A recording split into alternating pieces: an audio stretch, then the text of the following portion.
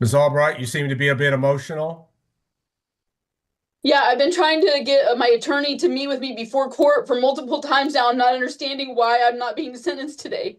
I think Judge, he's making a request to file a departure motion. You're presumptive prison on this case. I'm presumptive probation. Actually, you're not. What? I was never even able to meet with this Carrie Seeley on a PSI. She never showed up. She was a no-show to our meeting here, so I don't understand what's going on. All right.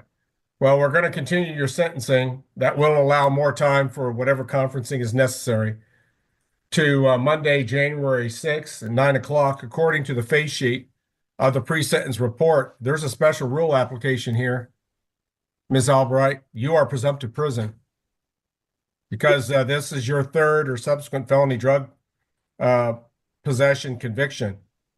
I've had my record expunged of all those things before, Your Honor. I don't understand. All right. Further explanation obviously needs to take place between you and your attorney. Mr. Watts, do you want an opportunity to confer with Ms. Albright and right now by Zoom? We can leave the meeting open and put you in a breakout room.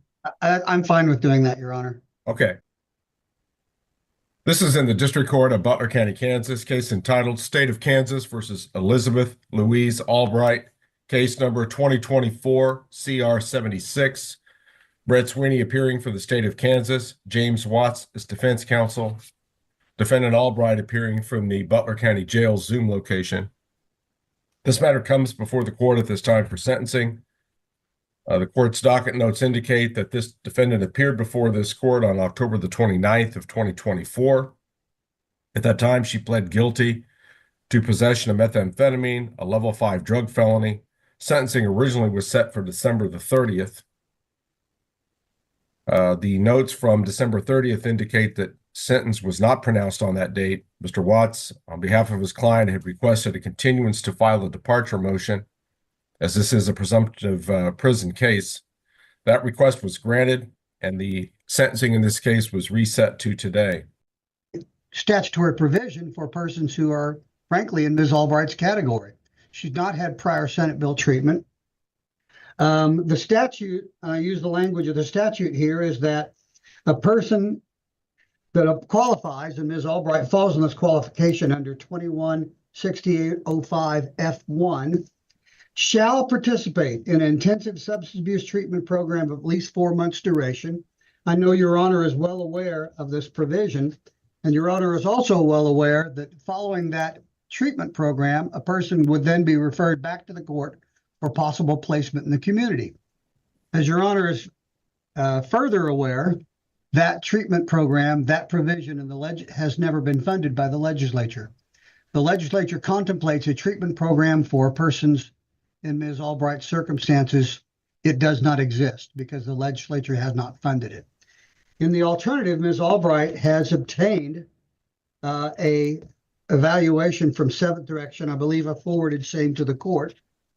It indicates she qualifies for, if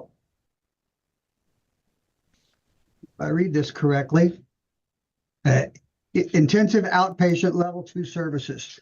I did speak with Seventh Direction. That qualification or that diagnosis is available not only at Seventh Direction, but a number of other treatment facilities around the state. It's a standardized diagnosis that Seventh Direction and other treatment providers use. There is a treatment program available that she can step into and begin very shortly at any time. The only reason she's not in it now is she's sitting in the county jail, and obviously she cannot do that treatment program while she's in county jail. That treatment program provides what the legislation says should exist, but does not, because the legislature never funded it. And I would note that a departure here does not, well, let's put it this way. It puts the impetus entirely on Ms. Albright to either succeed or fail. There are no dips or dunks. She's not required to get any breaks. She either successfully completes this probation or she does not. If she does not, I don't know how I'd argue to do anything other to send her back to the Department of Corrections. I'm sure I'd try to craft that argument at that time, but at this point, it's hard to imagine what that might be. So if she fails on this, it will fall squarely on Ms. Albright's shoulders to either do it or not. And I would note, and Ms. Albright pointed out, that as Your Honor is sure to remind us, Ms. Albright had a failure to appear. She did not, however, simply disappear. She was in contact with her bondsman the entire time. Her bondsman contacted me. I have an email from him of the date on that, July 22nd. She ended up turning herself back in shortly after that time. I don't remember the exact date she turned herself back in, but she ended up turning herself back in to the court, and frankly has been in custody ever since. So looks like August 25 is when she turned herself back in. So for all of those reasons, well, I should mention one other thing. Should the probation be granted, she'd be going off to Jackson County. That's just north of Topeka. She indicates she has a job in Sabetha, Kansas, which is even further north, laying fiber optic cable. It will require transfer of her probation. That's a fairly routine matter. But she'll simply, and as I revised her, she will have to make sure she reports probation here and continues to report here until such time as that transfer is done. Your Honor, given the age of her prior convictions, given that she's already got a treatment evaluation done and ready to step into that program, and given that the legislature has declined to fund an alternative, I would argue that she is a good candidate, in fact, an excellent candidate for probation in this matter. Would ask the court to consider departing to do so. Thank you. Very well, Mr. Watts. I understand your position. Mr. Sweeney, at this time, I'll ask the state to provide whatever commentary is appropriate regarding the departure motion, and also ask you to recommend an appropriate sentence in the case. Thank you, Your Honor. Your Honor, as it relates to the departure motion, I mean, I guess I'll just say this. The state had agreed to recommend the presumption, which is pretty standard in most all of our plea agreements. That being said, I can also tell the court, and I think the reason behind that is just like, well, if the legislature has this intention behind a third strike rule, that's what we're going to recommend. That being said, there's not a whole lot that's terribly remarkable about this case. It's not a lot of methamphetamine, or I guess in this case, an opiate that's found.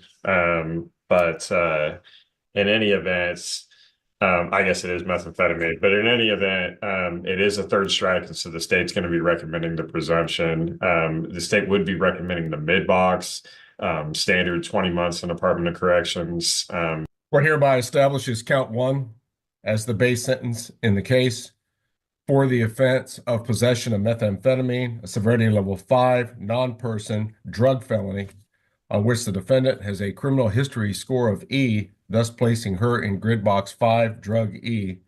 The court hereby sentences the defendant to a term of 10 months in the custody of the Secretary of Corrections of the state of Kansas. On this sentence, the defendant may earn up to 20% of good time credit and would be subject to 12 months of post-release supervision. Court has considered but declines to impose a fine in this particular case. Court does note in grid box 5, drug E, under normal circumstances, this might be a case where the court would have the authority to grant probation in the case from the outset. However, I will note the application of a special rule in this case. This is a third or subsequent felony drug possession, in this case, all for possession of methamphetamine.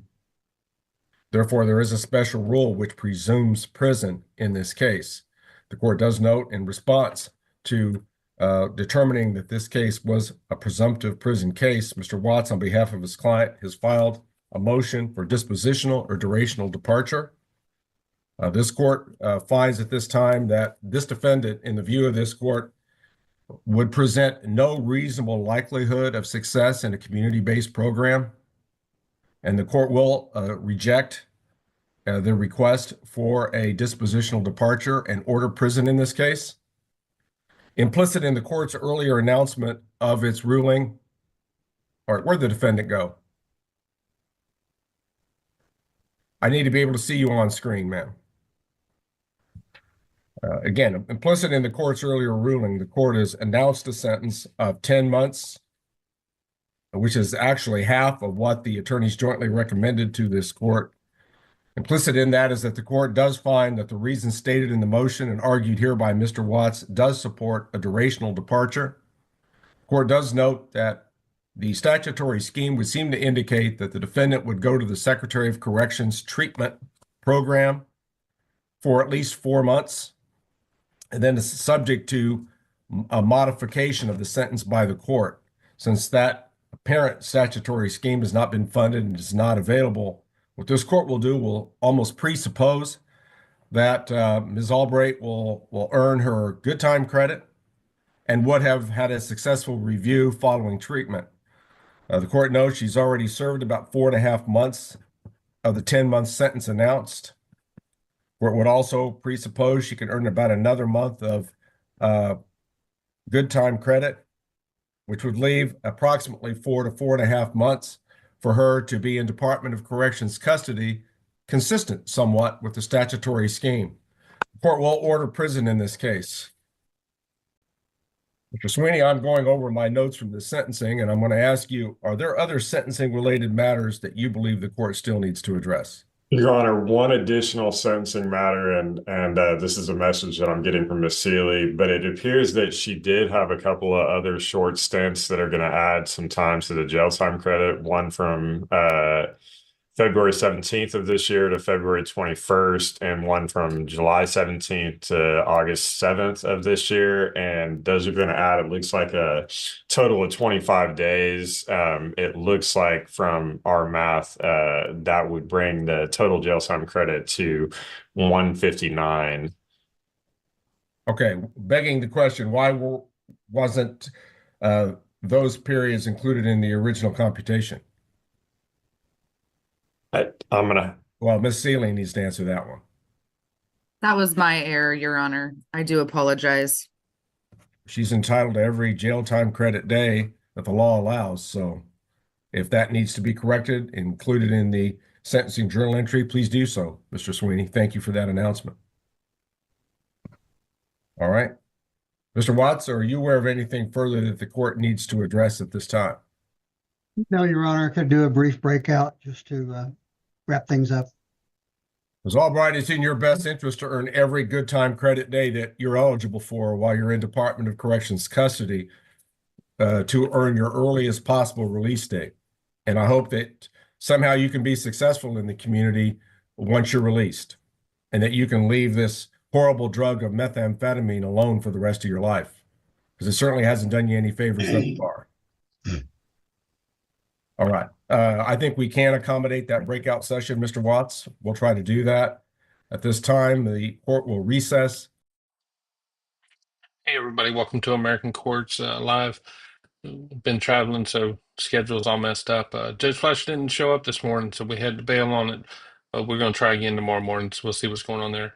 We don't have any inside information, so we can't tell what's going on. So we're just as blind as you guys. Brecken, I'm trying to do that eye contact. The computer screen's down, and so if I look down, it looks like I'm sleeping. But if I look up, you can see it. So hold on a second. It looks like I even got disconnected. So let me blink that out. So if we can ever get if we can ever get Raven to get up, we can.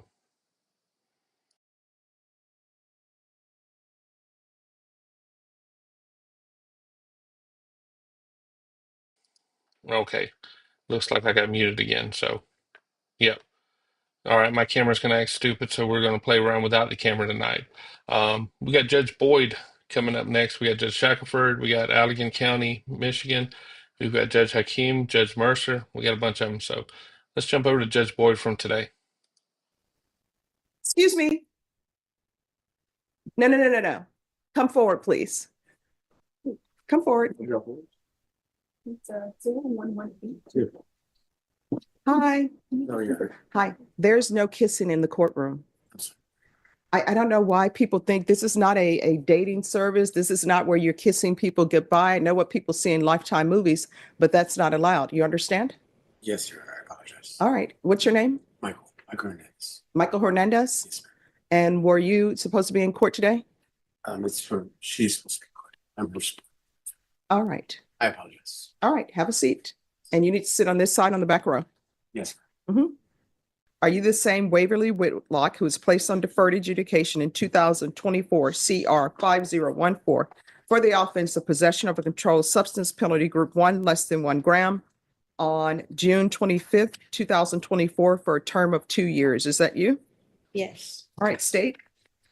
Your Honor, the state wishes to proceed on violation of condition number 4 in Bexar County, Texas. The defendant Waverly Whitlock did then and there fail to report to the supervision officer as directed for the months of July, August, and September of 2024 in violation of condition number 4. How do you plead to that? True or not true? True. State. We waive and abandon the remainders. Any objection? No, Judge. Did you understand by pleading true to violation of condition number 4, the court could find it true, grant the motion, find you guilty, sentence you up to 2 years in the state jail facility and up to a $10,000 fine? Yes, ma'am. Knowing that, do you still wish to plead true to violation of condition number 4? Court will find violation of condition number 4 true. Is there a proposed agreement? There is, Your Honor. It is for the court to grant the state's motion, enter an adjudication of guilt against the defendant, revoke her community supervision, and sentence her to 90 days in the Bexar County Jail under 444 of the Penal Code. That is our agreement, Judge. She has a very little criminal history. The only history that I'm aware of is actually this case and a misdemeanor that she was also under probation for out of the same transaction. She was approved to move out of state to Arizona, and she had really nowhere else to go. She moved and left them. She's ready to move on out of Texas. She in fact was living in New Mexico, and that's where she wants to return to and reside. And so she asked that you grant that agreement and allow her to return to New Mexico. All right, what has she done on probation? I'm not quite sure to the extent of what she's. All right, do you want to raise your right hand for me? Do you solemnly swear or affirm the testimony you give will be the truth and nothing but the truth, so help you God? Yes, Your Honor. All right, you can lower your hand, state your name for the record. Waverly Whitlock. Just out of curiosity, usually they take jewelry. So is your ring attached to your finger or what's going on? It's attached. Oh, you can't remove it? Can't. Oh my gosh. So is it that it's too small or there's something that you did? Because I know now people are doing those things where you can't remove the jewelry. So is it one of those situations? I gained weight. Oh, okay. All right. So what have you done on probation? I did attempt to call and check in. When you but say I you didn't attempted to respond. call, what does that mean? Did you pick up the phone and call somebody? Yes, Who did you call? I called the probation officer. Which probation officer? I don't know. Was it Bexar County? Was it in the other county? In Bexar County. Okay. So how did you attempt to, Others. so where did you obtain the number to call?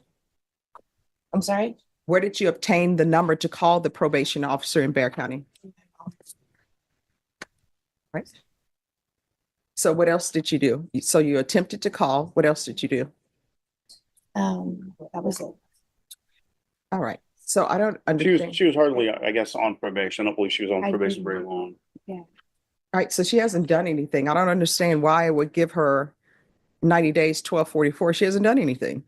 Well, so Judge, this would be a conviction on a record, and it would be something that it is a consequence of that decision. And so you're just asking that you allow her to accept that consequence and leave here in Texas. All right. So the court will consider 1244, but I'm not considering 90 days for 1244. So if y'all want to talk about that, you can.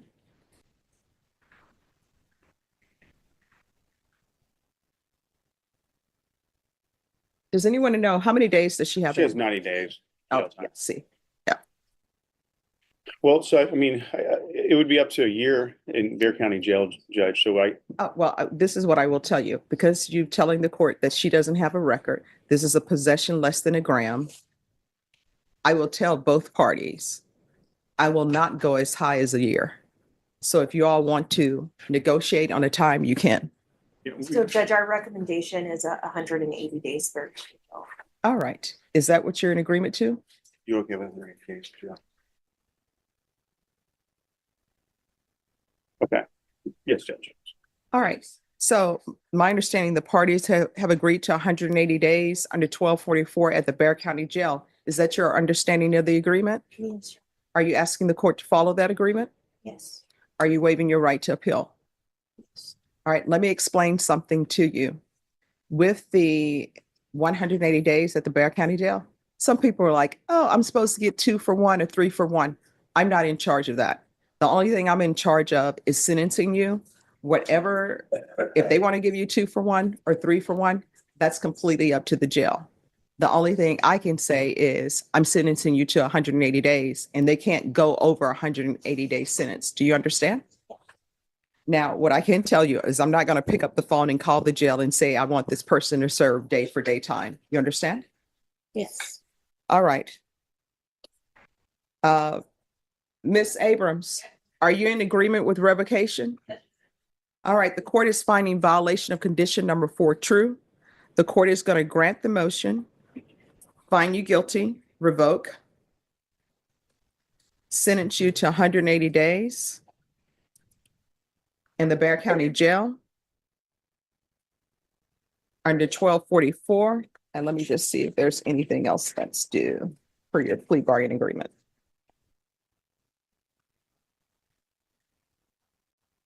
All right, there is supposed to be money paid to Zachary Watson. Has that been paid? Was there any determination of a restitution amount? Not that I'm aware of. Probation, any determination of a restitution amount for Zachary Watson?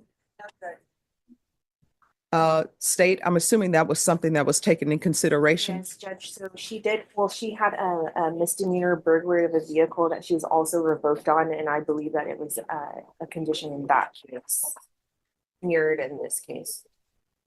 All right, so the question becomes, have you paid anything to Zachary Watson? No. I'm going to put in here restitution, if any, to Zachary Watson. Is there any objection? No, Judge. All right. And the reason why I'm including that is because that was a part of your plea bargaining agreement. All right, we can go off the record. Here's the thing. It appears that you may have drug problems. Don't visit those drug issues on your mom.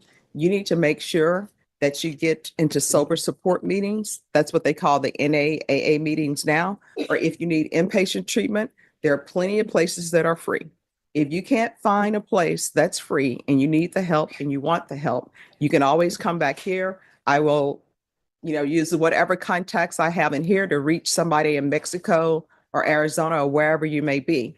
But if you don't get a handle on this and control this, you're going to be picking up more and more cases, and you're going to look up and a majority of your life is going to be passed you by, and it's going to be in a haze. Because how you've been liking the Bexar County Jail. Yeah. So you got to remember that. Okay. All right. Good luck to you. Thank you, Judge. Thank you. You're welcome. All right. Now, Hey everybody, looks like we got a big and raid. Hey everybody, thank you for coming in. My camera's not wanting to work tonight, so I'll just say good evening, all you big and folks. Thank you for coming on over. I appreciate it. It looks like a crowd of y'all came over, so let me go ahead and hit play. We got some Boyd from today. We got some Judge Mercer down in Jackson County, Florida, coming up next. Judge Shackelford and Judge Hakeem. So we got a pile of them. So here we go. for this case, there were some officer records or something Yes, in state. we're not going to sponsor that officer's witness. All right. But the question is whether you are going to sponsor the officer or not. Did that officer have anything to do with this case? Yes, he did. She did. So then the question becomes whether or not the defense is just going to accept that that officer is not going to be called as a witness, because maybe they want to call the officer as a witness. I don't know. So where are we on that? Have you all conferred over that? Well, not over that. I mean, he's not somebody I would want to call with. All right. So then do you need the records then? Since they say they're not sponsoring him as a witness, they're not going to call him. That's correct. Now, because of that, there is a secondary officer that they intend to go forward with. who didn't make the arrest, who didn't make the stop. And I've got some motions I'd like to file on that. Well, why, I mean, I don't understand why that hasn't been done. What motions need to be filed on that? Well, I don't know that that officer can sponsor this other officer's stop and video when she wasn't even there. I mean, well, that'll be something for you to take up at trial and see whether or not, and I'll make a ruling on whether or not that officer is allowed to testify. But whether or not that officer is allowed to testify, I can't make that decision unless you're actually in trial, because I don't know what the state's evidence is going to be. I don't know if that officer has any ties to this case whatsoever, tangentially or not. So that would be something that would have to be taken up at trial, whether or not that witness is relevant. Well, there is an issue on the stop itself. But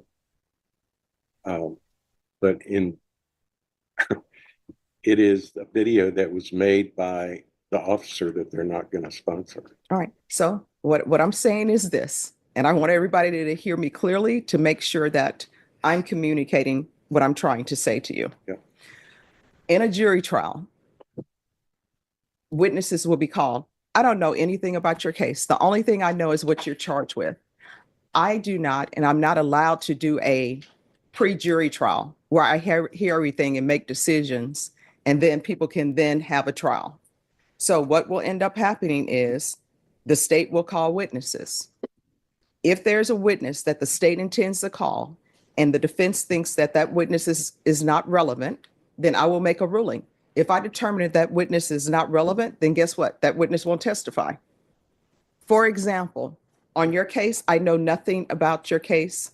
Hopefully, Ms. Abrams knows nothing about your case. So if the state were to decide to call Ms. Abrams as a witness in this case that she knows nothing about, then you know what your attorney would probably do? Your attorney would probably say, Your Honor, I'm object to Ms. Abrams as a witness. She knows nothing about this case. Then you know what I will say? Ladies and gentlemen of the jury, if you'll step outside, we're going to have a hearing outside your presence. And then I will have your attorney to question the witness. He'll probably say, Ms. Abrams, were you at this scene? No, I was not. Do you know anything about this case? No, I don't know anything about this case. Then I will turn to the state and I will say, State, how is this witness relevant? And then if they tell me, well, she doesn't know anything, then guess what I will say? This witness is not allowed to testify. Ms. Abrams will step down. The jury will come back in. I will give the jury instructions and I will say, Ms. Abrams, the witness who was called, you'll disregard any testimony that you've heard from her. It's as though she never even appeared. But I won't know if she knows anything about this case or not unless we're in a jury trial. Well, then we do have some motion in limine issues on the case. With the motion in limines, the way that happens, unless there is some legal reason that it appears that testimony or something cannot be heard, then I can make a ruling on it. But I can't grant motion in limines when I know nothing about the case. For example, the only way that I will be able to grant a motion in limine is, this is a DWI.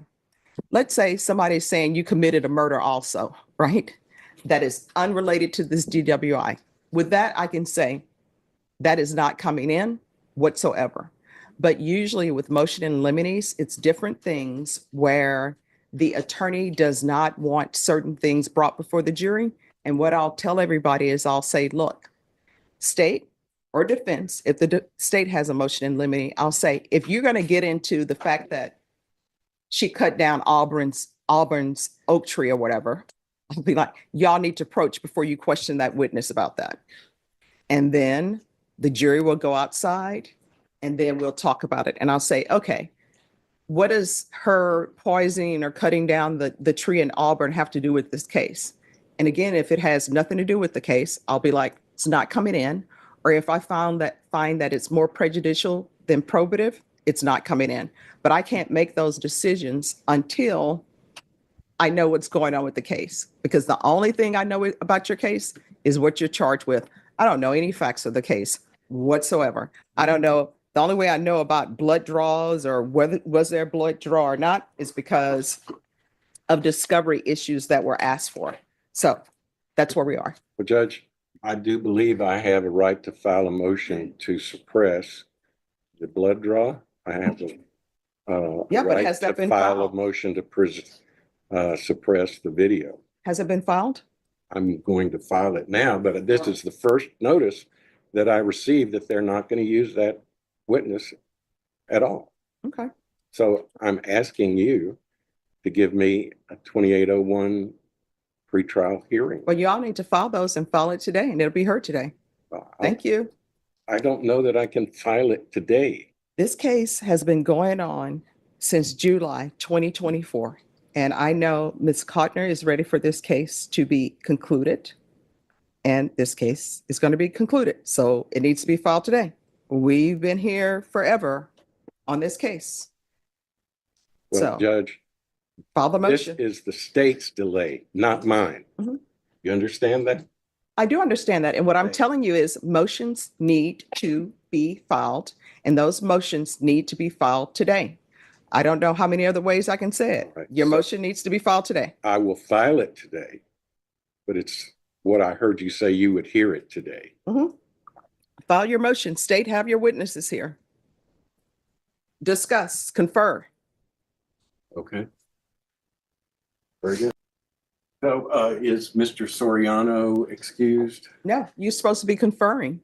Well, assuming we don't do video, a plea on his case. You all need to confer. And then once you've conferred, then you can approach attorneys. You need to confer with the state before you approach the court. Thank you. All right, Aceves.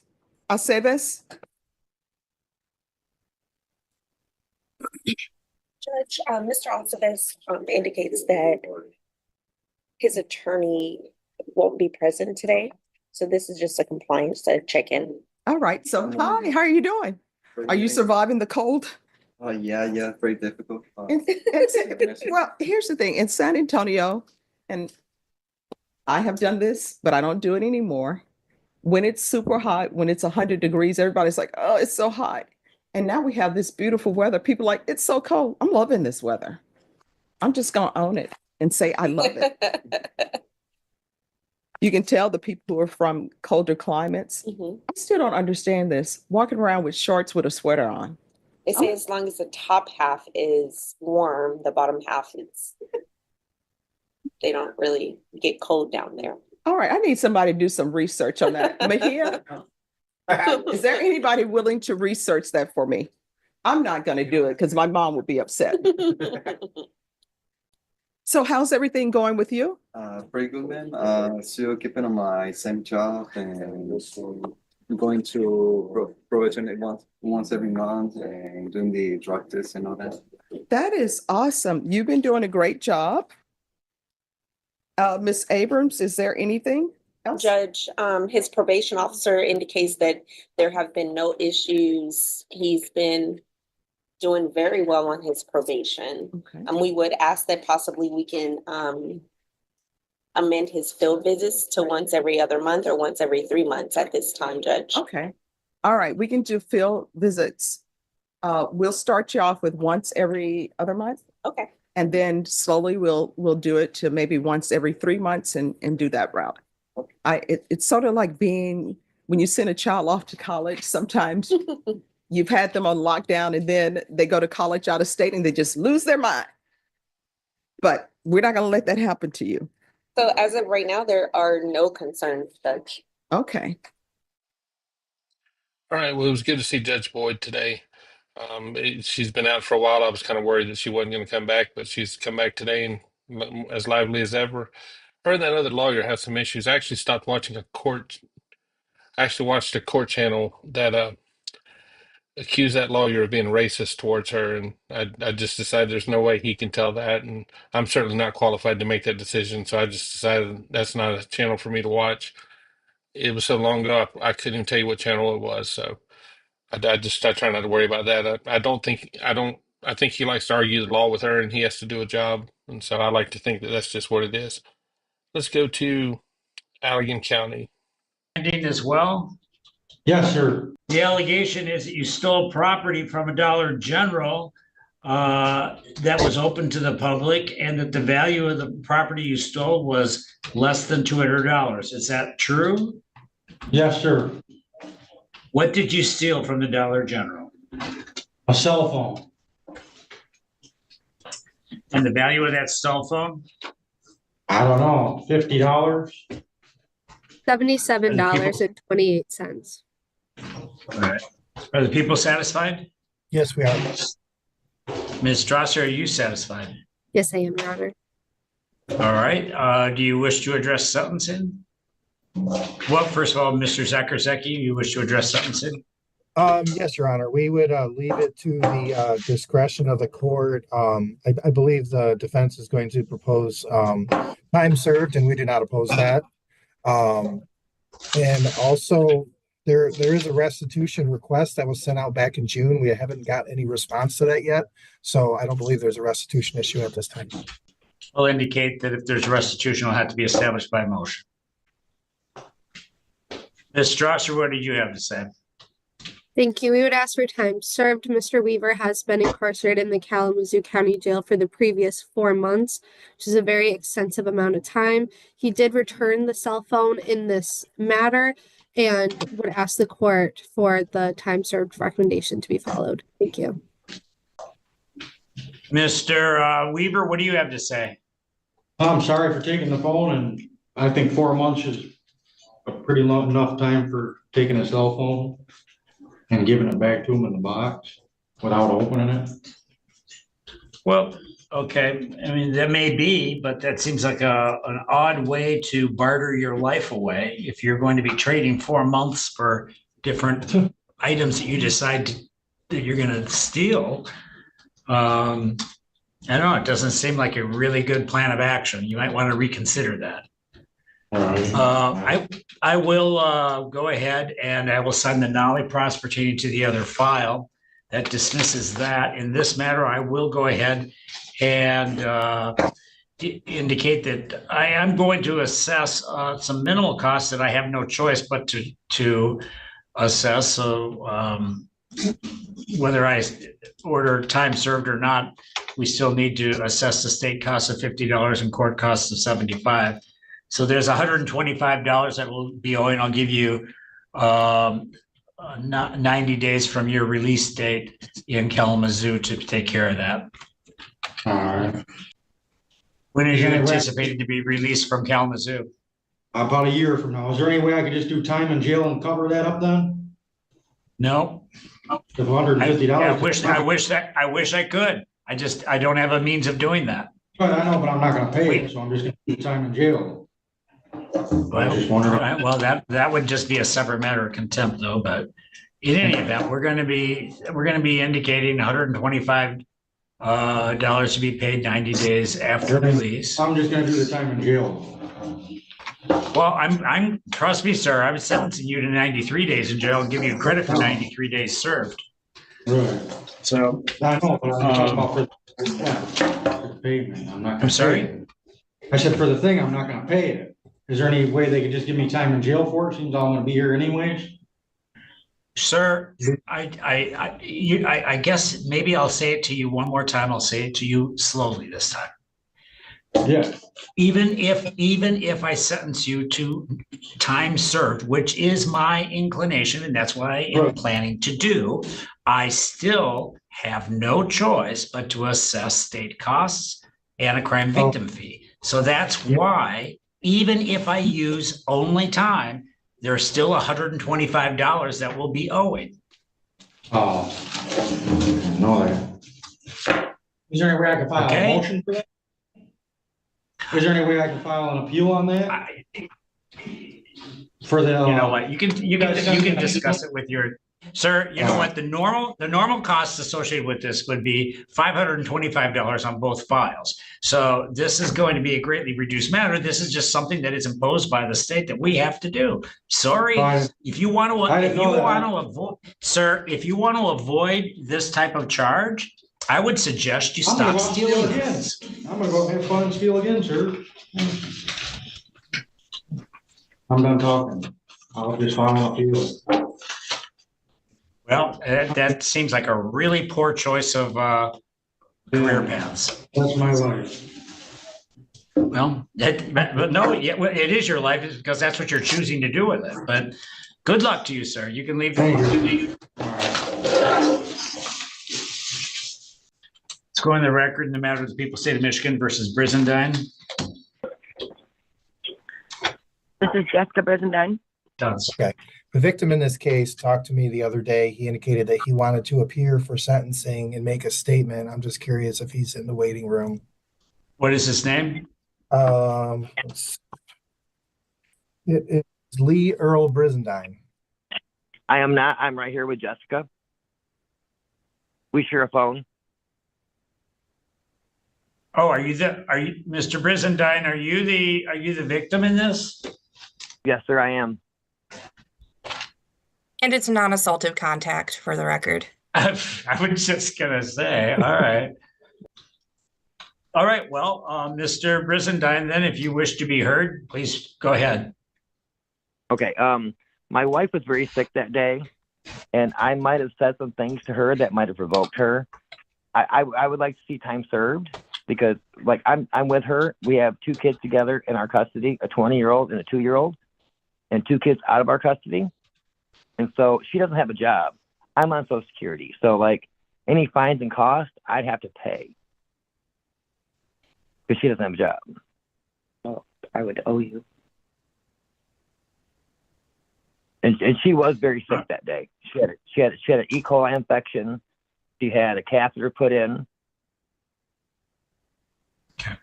Mr. Zakrzewski, anything you'd like to say in regard to sentencing? Yes, Your Honor. We would leave this matter to the court's discretion. Can we take this plea as a DD second?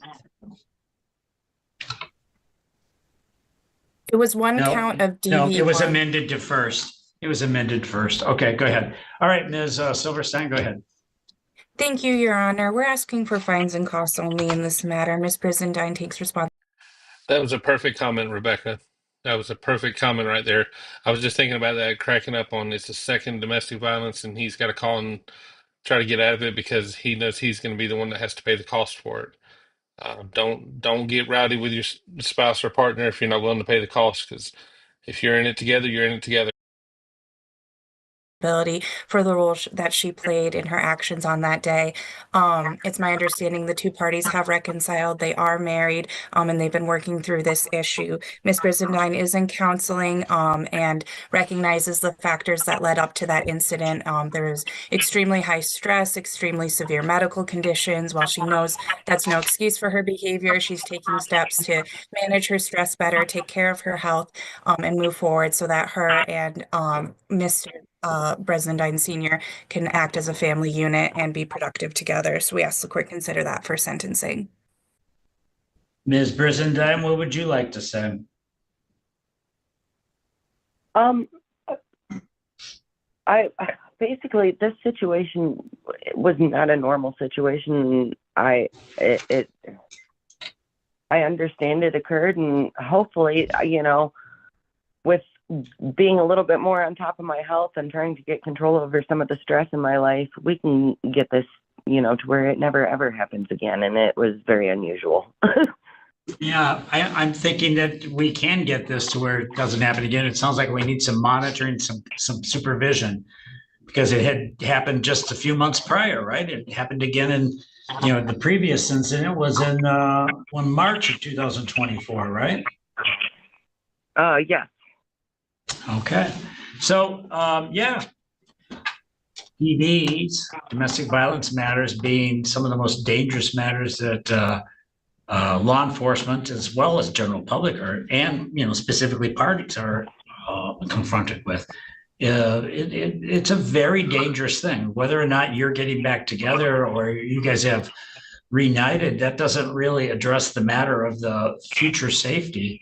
Because if this is the manner in which you determine that it's best to, or the manner in which you use to deal with stresses and or health issues, that's not healthy and that's dangerous for everybody else, including yourself. So I'm going to put you on probation for a period of 12 months. And Purpose of probation is to provide you with counseling, anger management, and or batterers counseling to enable you to learn how to deal with anger impulses and flashpoints, to be able to engage with individuals with whom you have a domestic relationship in a constructive and civil manner. No contact, the no contact is already gone, so that's already been adjusted to non-assaultive. Okay, that's what I thought. Okay, you scared me for a moment.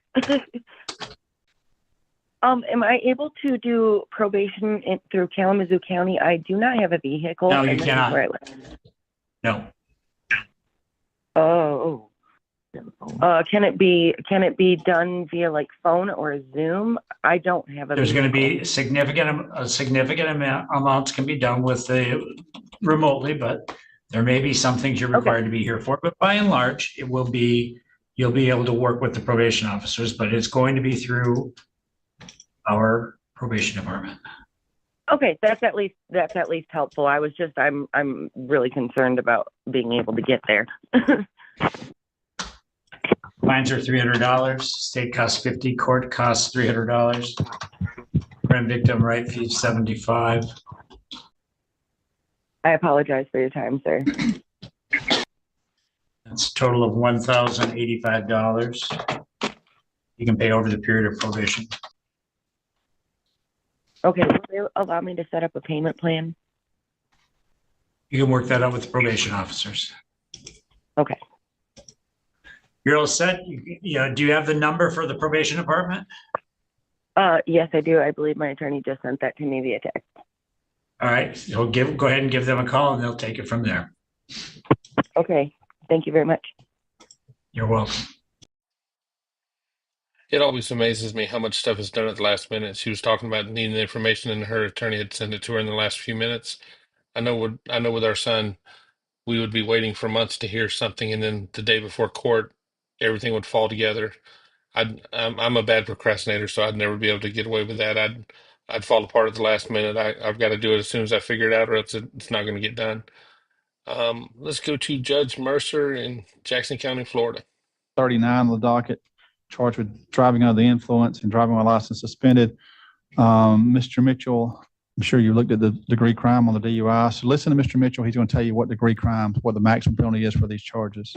All right. So like you said, Your Honor, defendant is here charged with DUI and driving while license suspended or revoked. The DUI is a second-degree misdemeanor punishable by up to 6 months in jail, if I remember correctly. And the driving while license suspended or revoked, this one is a second-degree misdemeanor punishable by up to 60 days in jail. And if Ms. Mendez wanted to accept the state's offer today, that offer would be 1129 probation, court costs and fines of $1,078, 50 hours of public service work.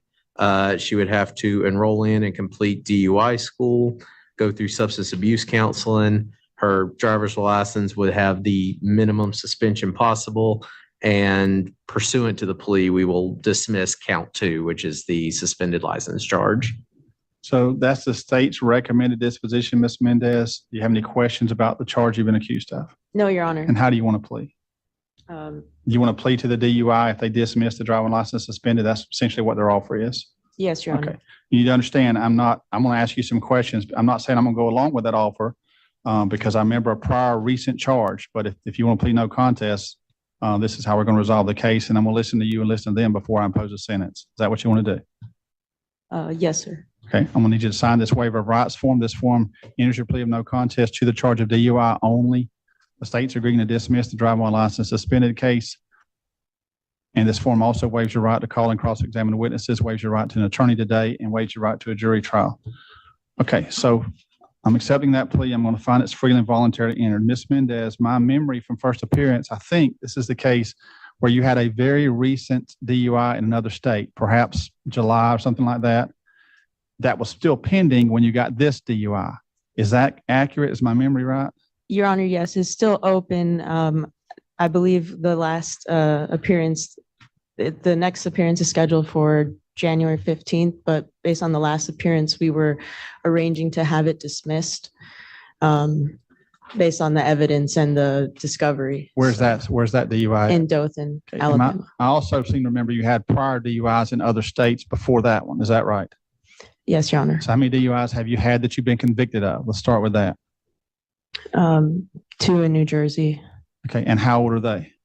I believe last one was in 2016. Okay. How old are you? 30 years old. Okay. Are you employed? Well, at the very moment, no, because I was incarcerated for 2 weeks. When you were arrested, were you working then? Yes, Your Honor. Where were you working at? At the tobacco shop in Dothan. Okay. So you've got 2 prior DUIs. This is a third one. You now have 3 DUI convictions, and you have a 4th one that's still pending that you're hoping will be dismissed, right? Yes, that's where the judge and I had last discussed. And both the prior DUIs were in another state. Yes, in New Jersey. And then you had some other criminal charges in a 4th state other than DUI that were non-DUI charges, if I remember correctly. Is that right? I don't believe so. Okay. Mr. Mitchell, what about the criminal history? Do you have that? We have the criminal history. The New Jersey portion of the NCIC was very difficult to read. I will say that. I couldn't find anything definitively that said she had those 2 priors until she just told us right there. As for the Alabama one, I remember that case too. I was going to bring that to your attention. I called the DA's office up in Houston County to discuss about that, see if they could pass along any information about the status of that case, and I never heard back from them. Okay. Mr. Mitchell, what I'm going to do in this case is I'm going to set a sentencing date because I'm very strongly considering imposing a jail sentence. I don't know who the prosecutor was at first appearance, but at first appearance, I went through the criminal history, specifically the New Jersey DUIs. I remember specifically going over that, and whoever the prosecutor was apparently didn't write it down because criminal history I had at that time showed the charges in New Jersey, and it showed another state. There's a 4th state because I remember telling her at first appearance that we had criminal history now in 4 states. So what I'm going to do is I'm going to set a sentencing date for next week. At that sentencing date, I'm going to ask Mr. Mitchell to get me a printed copy of a criminal history. I'm going to look at that criminal history. I'm going to listen to anything you want to tell me. I'm going to listen to what they tell me, and I'm going to decide what sentence to impose. But right now, I'm not inclined to just sentence you to probation on a 4th DUI, 3rd DUI conviction, that is, not a 3rd DUI conviction with 1 pending.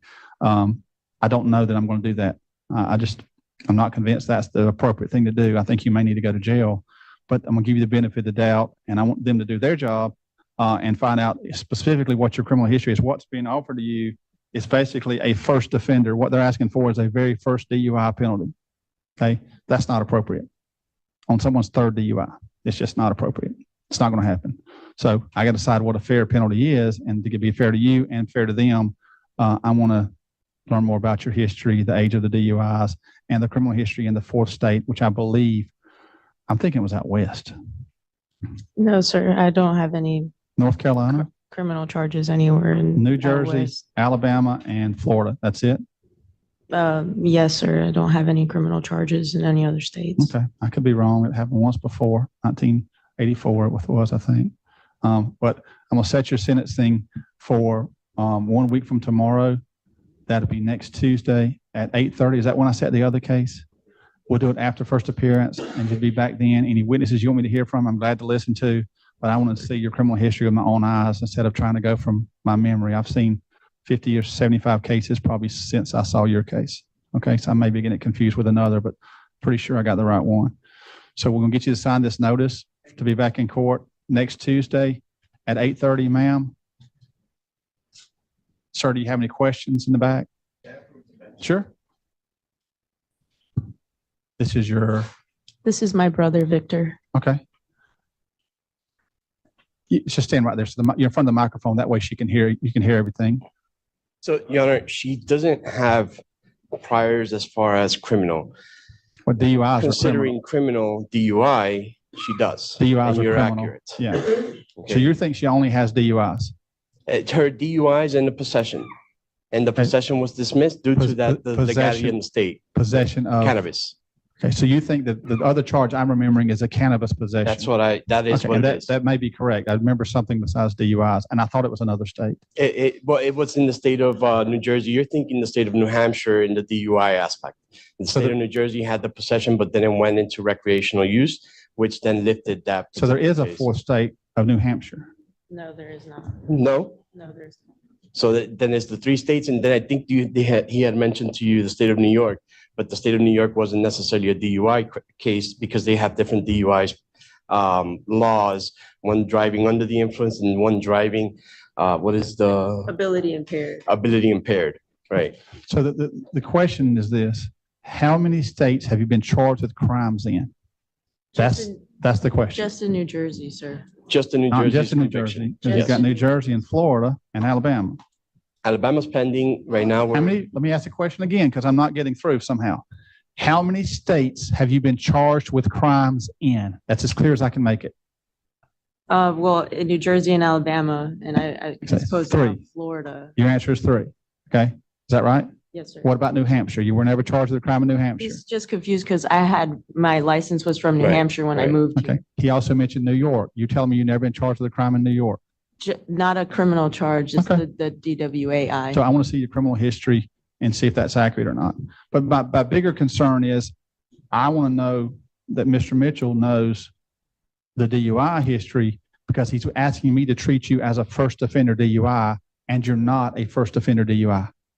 So I don't know that's appropriate. That's why we're setting a sentencing. And I agree with that entirely. I understand the need to understand the history. And there may need to be some in-depth inpatient alcohol treatment. I have no idea. You're shaking your head yes. She's not shaking her head yes, but I you understand are. what her concerns are, but I've already made my recommendations to her. So that may need to be what happens next week. I don't know. I need more information. I think, to be honest, Your Honor, speaking candidly as her brother, I believe that a jail sentence, this is a bona fide scientist with a 9-year degree in environmental engineer. Yes, she is? She is. She graduated from Rutgers with high honors. Wow. And she has the ability. Well, that tells me she's smarter than I am. And if I can remember going over a criminal history 3 or 4 weeks ago, I think she probably remembers it too. Go ahead. And again, candidly, I believe that jail time would only impede her ability to serve our society justly as she can, but some sort of rehabilitation sentence, in my opinion, would be most adequate. And I appreciate that honesty. And it may be that's what I think is fair, given her age, her background, her experience, her education. That may be the better way to deal with the problem. But I'm not convinced treating her as a first offender right now is a fair sanction. I agree. Okay, so I want to hear more. That's what I'm saying. So you certainly can bring your brother, bring any other witnesses that you want to next week, and let me hear from them. Okay. And Your Honor, we'll run the NCIC again to make it look. I need to see better. that myself instead of on the computer, please. Okay. Thank you. We'll see you next week. Okay. Thank you, y'all for Your coming. Honor. Yes, ma'am. All right, so y'all got to remember and hold me to it next week. If she doesn't show up or if I don't show up, y'all gotta call me out on it. Just give it Victoria. Victoria keeps a ledger of my mess ups, so she should be able to get you fixed up there. Well, let's go to Judge Shackelford. Mr. Mays, listen, you have to go to your apps. You have downloaded the Zoom app, right? So you got to go there, select out of your settings to give Zoom permission. So you. All right, Mr. Mays, are you comfortable going forward on your motion without me seeing you? Yes, ma'am. I have no problem with that. Well, All there's right. been So this is 24014278 LVNV funding versus Philip Mays. Counsel, can I get your appearance? Thanks, Judge. Good morning. Attorney Ashley Nonis Hartman on behalf of plaintiff. And Mr. Mays, can you tell me your first and last name, please? Philip Mays. All right, so this is the time and date set for a motion and affidavit to set aside a default judgment.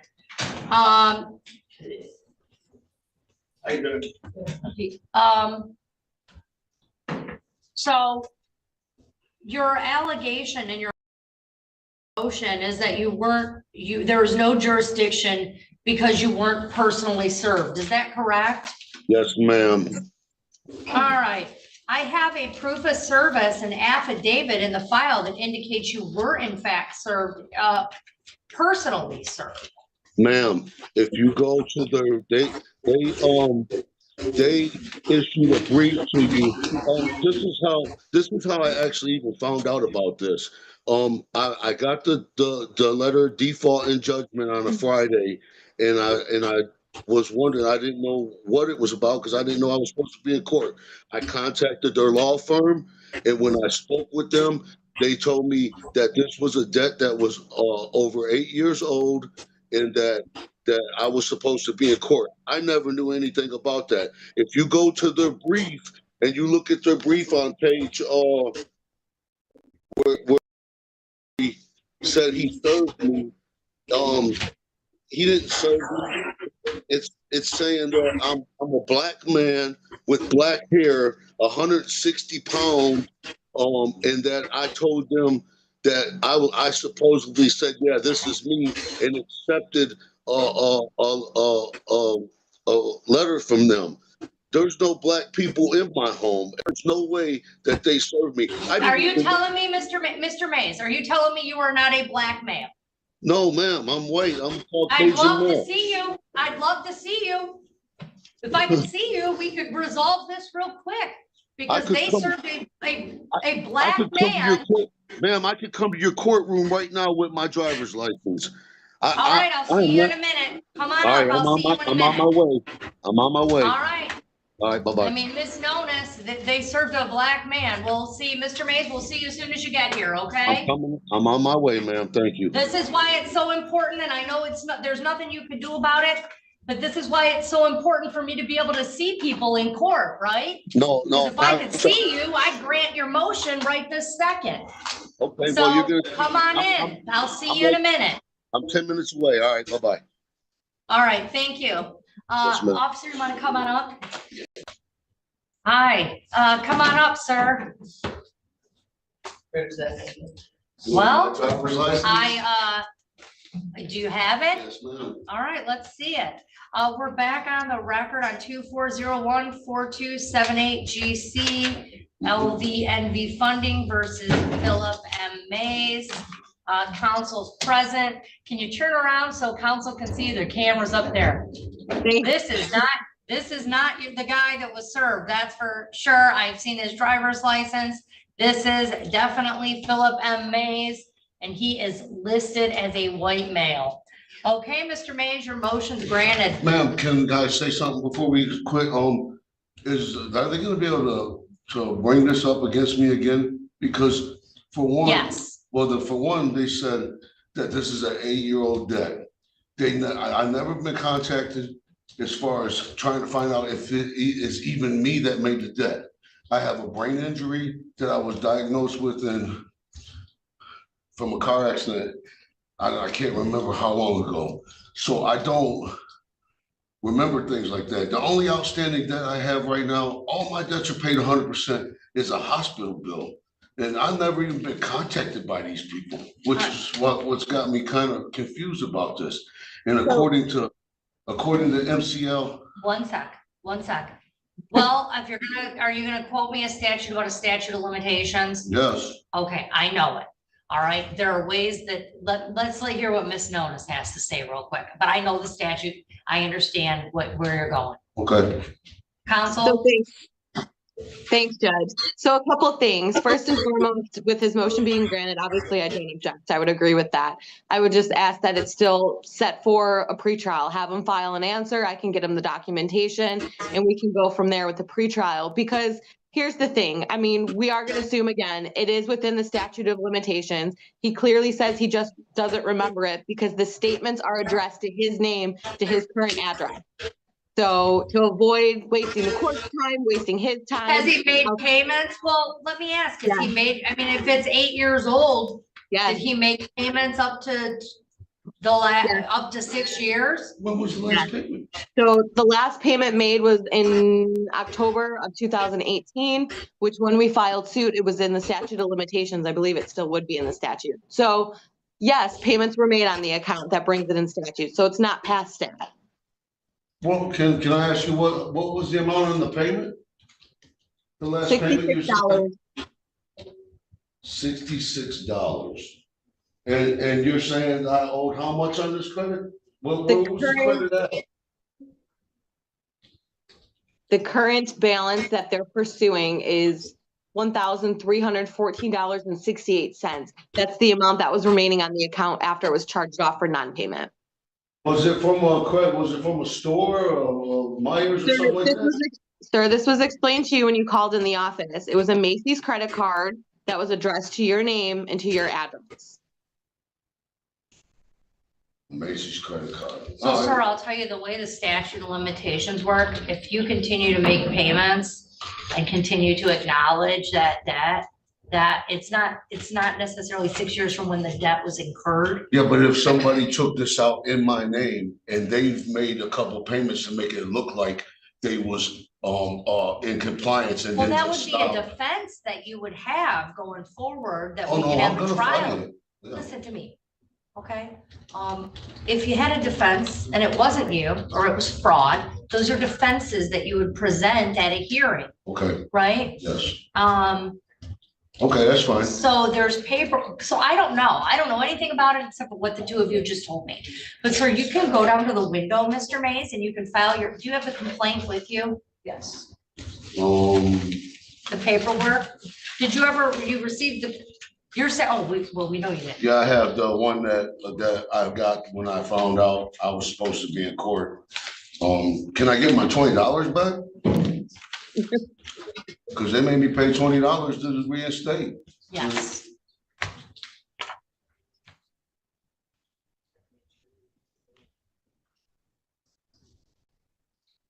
don't think that was that funny. I mean, if I knew for a fact I owed this, is there any way you can show me like a signature? Can you show me my signature? This is what we're gonna do. Listen, this is what we're gonna do. Ms. Nonis, Mr. Mays. I'm going to set a pretrial, okay? And we will have discussions at that time, and you two can have discussions leading up to that. And then we'll have a period where she has to give you all the documents they have to prove the debt is yours, right? No. You have to give her any documents you have to prove it's not you. Okay, and then ultimately you're entitled to a trial at the end of all of that, if you want one. People can file motions to get rid of the case that way.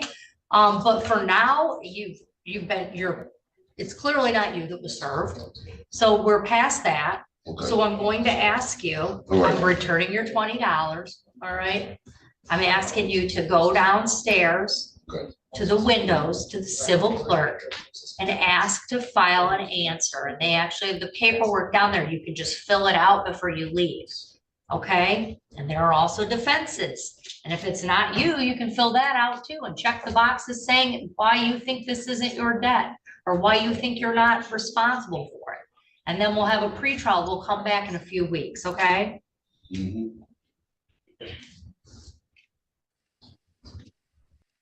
I'm seeing everybody talking about that $20. I thought about it whenever I first watched this video, and I kept thinking, I think I'd have just shut my mouth and got the heck out of there. He was brave to ask for it. You guys saying y'all would ask for it too? I'm just not that guy. To me, if I got out of that, I'd get out of there as quick as I could and don't give them an opportunity to think about it. Ms. Nonis, I'm giving him a little sticky note that says answer and affirmative defenses so he remembers what to ask for downstairs, okay? Yeah. Can you, Miss Officer Frisky, can you get that to Mr. Mays? Those are the two documents you need downstairs. Now you're going to need a copy of the complaint to answer and you didn't get it. So I'm gonna have to give you a copy of the complaint as well. Thanks, Judge, for doing that. Yeah, I'd rather. I mean, I can dismiss the case. It's not, we could do this all kinds of ways. The reality is, this is Mr. Mays. He's here. It just makes more sense. I think it should be dismissed, and I think they should have to refile because it was. Well, they wouldn't have to refile. All they'd have to do is get service on you. They come send service now. I'll be at my address. Why though? You're here right now. Because Mr. Mays. I feel like they're being deceptive by saying that they come to my home and there was a black man answered the door. Mr. Mays, can I answer something for you? They used a third party. It wasn't someone from her office. The man was licensed. He's a licensed server. I know. So he should have, I agree with you, but just like the court relied on that paperwork, they relied on that paperwork. I don't know your race. Okay, well, All right, that's fine. All right. I'll find out what date the last payment was made or whatever. and- Yeah, Mr. Mays, she's going to have to give you all of those documents. We'll set this, I appreciate you coming up so quickly, okay? Ms. Norris is gonna have to give you all of that. And I've just given you some of it, all right? But I wanna make sure that you're able to answer this. And that we can go forward and you can put forth all of your defenses. And the only way you can really do that is if you know what the allegations are, right? Yep. So you go downstairs, you fill out that paperwork, and then I'll try and get you a court date within the next few weeks. And Mr. Mays, if you're frustrated with Zoom, I know you said you only live a few minutes away and you sure got here quickly. If you prefer to come in person, you're always welcome to come in person. If that just works better for you, okay? All right. All right, are we all set? Yep. All right, and this is gonna take them a couple minutes to get this file down there, Mr. Mays? So they're not gonna know what you're talking about when you say that you're supposed to get your $20 back. All right, so give it a couple minutes to get down there, because I have to write everything that just happened on the file and send it down the tubes, okay? Okay, then. All right, sir, you're all set. Thank you, Ms. Notice. We'll set you another day. Hope it takes them 2 hours to get that $20 back. I kept thinking about it more, and just the time it would take to get it back makes it not worth it. So I don't know. I don't know much time he's got to waste, but he certainly got down there pretty damn quick. So he was certain he was certain he was white, and he was certain he was willing to go to court to show it. And so, all right, here we're gonna go. We got one last clip. Okay, calling 25 RB 00194, People versus Brianna Porter. Your Honor, Randall Kane, appearing as arraignment attorney on behalf of Brianna Porter. Ms. Porter, state your name for the court. B-R-E, you said spell it? No, just say it. Brianna. Your Honor, Court- court's in. She did advise me she did not want a court-appointed attorney. She was advised of her rights, and she walked out of the room and wouldn't speak to me any further. All right, Ms. I'm Porter, tired. did you talk to Mr. Kane today? Yeah, I talked to him. I'm just tired. Like, I really didn't We're even all do tired, nothing but to let me get it. just ask you some questions and we'll just procedurally talk, because I don't want you to make any statements about the case on the record right now, okay? I mean, it's the truth, though. I didn't do anything. Okay, but the truth can be outside of a public courtroom. And this is just not the time and place for it. But I'm going to ask you some questions that I just need you to answer for me. And I understand you're tired. Everyone in this courtroom, I'm sure, is very tired today. So we're all in this together. Did you talk to Mr. Kane today? Yeah, I talked to him. All right. Did he go over your rights with you? Yeah, I heard what he said. Did you understand all of those rights? I heard what he said. Well, I understand that you heard it, but did you understand it? Yeah, I can understand English.